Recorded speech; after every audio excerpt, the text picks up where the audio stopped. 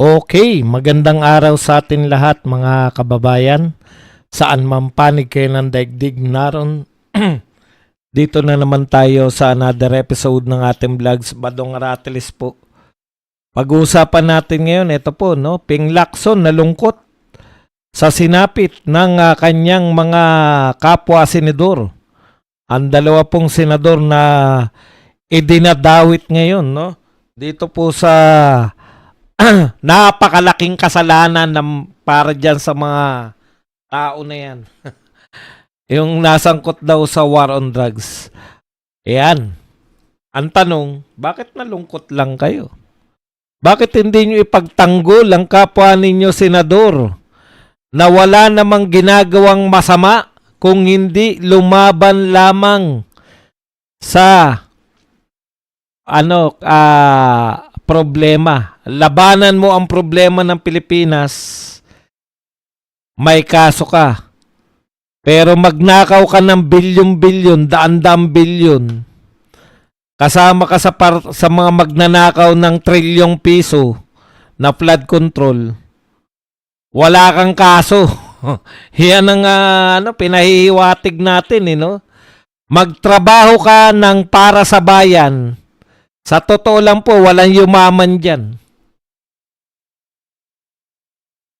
Ako po, bilib po ako sa mga tao na nagtrabaho na hindi nila ikinayaman yung pagtatrabaho nila. Kung tutusin po natin, sakripisyo po yan. Lagi pong nasa, ano po mas madali na trabaho? Makisawsaw ka sa flood control project at mapadalahan ka ng mali-malitang basura? O ikaw ay lumahok sa war on drugs na laging nasa bingit ang iyong buhay dahil sa mga malalaking sindikato? Yun na lang po, isipin nyo na lang, no? Yung isa, lalaban ka sa droga, na alam mo naman na sindikato, na alam mo naman po yung droga ay napaka-powerful na sindikato. Tapos yung isa po, makikisawsaw ka sa pagnanakaw sa gobyerno. Ano po mas madali para sa mga matataas ang posisyon? Malamang yung malamang yung magnakaw. Pero hindi po nila pinili yun. Mas pinili po nila na labanan yung totoong problema. Totoong problema po yung droga sa Pilipinas. Sino man na magsabi sa inyo na hindi po problema ang droga, sinungaling po yan tao na yan. Habang sa kabilang banda po, habang nalulungkot si Ping Lacson, yung mga pro-droga nagdidiwang. Alam nyo po, hindi na po ito panahon na tayo po ay simpleng hindi kumikibo. Tama po kayo. Ito po ay bahagi pa rin ng malawak na diversion, no? Dito po sa nakawan, dito sa flood control. Correct na correct. Kaya lang po hindi po pwede nating hindi baliwalain po to dahil ito po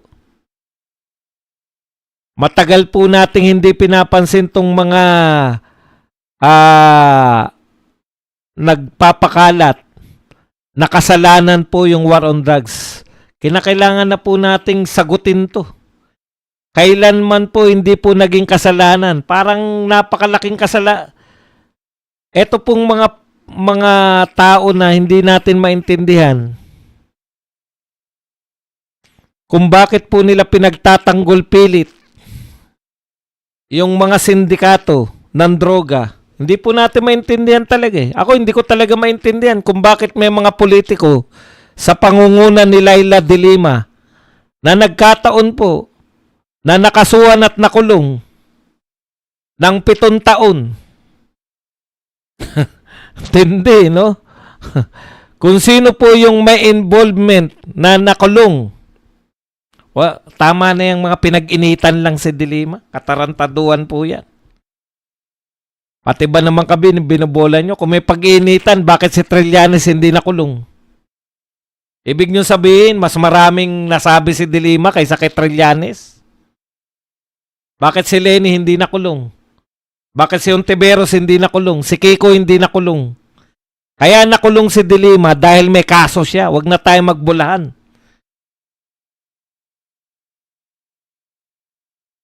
Kaya siya nakalabas hindi dahil nawala yung kaso niya. Nagbaliktaran ang kanyang mga testigo. Alam po ng lahat ng tao yan. Bumaliktad yung mga testigo. Ang tanong, bakit hindi niya hinabol yung mga testigo? Samantalang, sila ang dahilan kung bakit siya nakulong. Bakit hindi niya kinasuhan? 7 taong ka nakulong, wala lang. Hayaan mo lang yung nagpakulong sa yung mga testigo.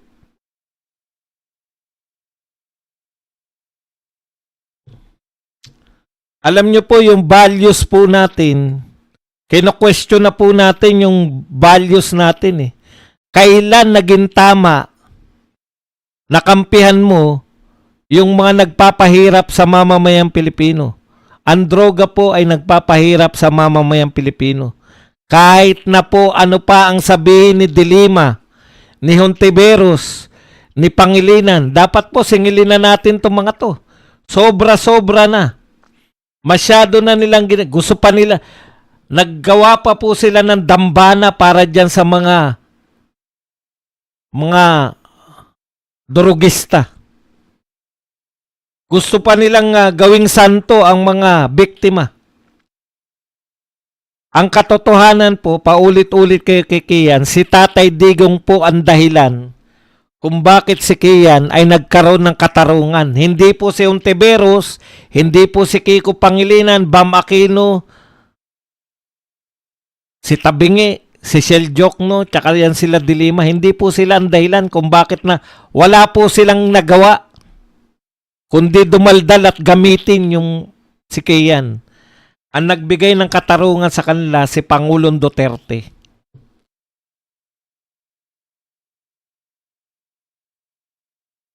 Okay. Kung sino pa ang gumawa ng kabutihan sa Pilipino at hindi naging hindi yumaman dahil dyan sa droga, paano mo iyayaman niya? Kinakalaban mo nga yung sindikato eh. Ano po ikayayaman ng tao? Labanan yung sindikato o makipagsabuatan sa sindikato? Simple-simple lang po. Yung values natin, dinadala tayo. Alam na natin yung values ng mga Marcos, di ba? Namamana nga eh. Sabi nga ni Auntie Claire, nakakahiya yung anak ka ng magnanakaw. Bakit mo naman sinisiraan amo mo, Auntie Claire? Sino ba ang merong Guinness Book of World Record? Sino ba ang convicted sa graft? Correct. Mga magulang ng amo ni Auntie Claire.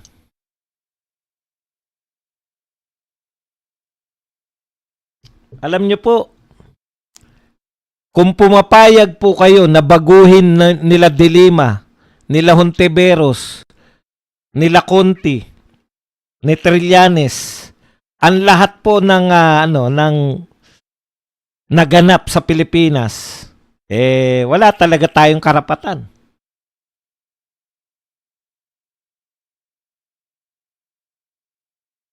Nagdiriwang po ang mga pro-droga at bantayan po natin.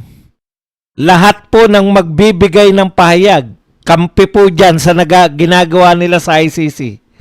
Kalaban po yan ng bayan. Yan pro, at sabi ko nga, yung mga nagdiriwang sa ginawa ng ICC na pangalanan ang mga Pilipino at balak nila ipakulong. Una, mga taksil sa bayan yan. Ikalawa po, ang natutuwa po sa ICC, yung mga drug lords, drug pusher, yung mga drogista, at higit sa lahat, kung hindi man sila drug lord, hindi man drug pusher, hindi man drogista, yung mga bayaran ng sindikato ng droga. Wala pong ibang dahilan na kayo ay natutuwa sa mga taong o yung mga galit po sa mga taong nag-conduct ng war on drugs. Yun lang po ang kategorya niyan. It's either ikaw ay drug lord, drug pusher, drugista ka, o kaya kung hindi ka man nung nasa taas, ikaw ay bayaran ng mga sindikato ng droga. Wala pong iba ko naisip. Ano yan, napagtripan mo lang? Napagtripan mo lang na kampihan yung mga nakikinabang sa droga? Wala po silang pakundangan eh. Proud na proud po sila. Bakit hindi tayo magiging proud kay Tatay Digong at sa mga tauhan niya na lumaban sa droga? Bakit parang tinatanggap natin na kriminal yung mga taong lumaban sa droga? Huwag pong ganun. Hindi po yan ang tamang attitude. Ha? Sila po ang kriminal. Yung mga Duterte po, sila po ang anti-criminal. Sila po ang para sa mamamayan. Dapat po, ikinakampanya natin to. Huwag po kayo tayo po may kapangyarihan. Ang mga pro-Duterte po, nasa atin po ang tiwala ng taong bayan. Sino po magtitiwala dyan sa mga pro-droga na yan? Wag lang po tayo, maging active po tayo.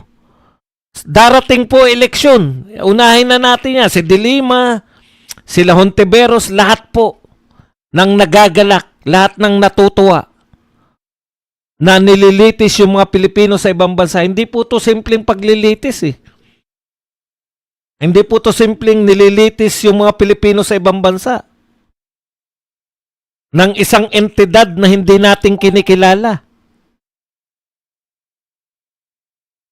Hindi na po to simpleng Pilipino pinadala natin sa ibang bansa para ipakulong. Ito po ay mga sindikato na. Kung hindi man sila mismo ang sindikato, imposible naman suporta ka ng suporta sa mga sindikato na wala kang nahihita. Hindi naman, bakit ikaw ba dong? Sabihin nyo na naman ng mga pilosopo, bakit ikaw ba dong? Suporta ka ng suporta sa Duterte, wala ka naman nahihita. Natural na suportahan mo, mga leader sila ng politika eh. Gusto ko sila maging leader ng Pilipinas, kaya sinusuportahan natin. Hindi yun po pwede na sumusuporta kayo sa mga nagdodroga at sasabihin nyo na pareho lang tayo. Kayo sinusuportahan nyo yung mga droga, kami, Duterte, ang layo po nun. Ilantad po natin yung mga politiko na yan. Hindi po obra na alam nyo na nga yung sinusuportahan nila, okay lang sa atin. Hindi po okay yun. Ang dapat bawat Pilipino, alam po na ito ay labanan. Continuous po. Hindi po sila papayag na si Tatay Digong, yung hangarin ni Tatay Digong na natuwa tayo. Kailan lang natutuwa po tayo, papayag kayo dito sa mga to? Na binaliktad po nila kung sino po yung lumalaban sa droga, sila po ang makasalanan.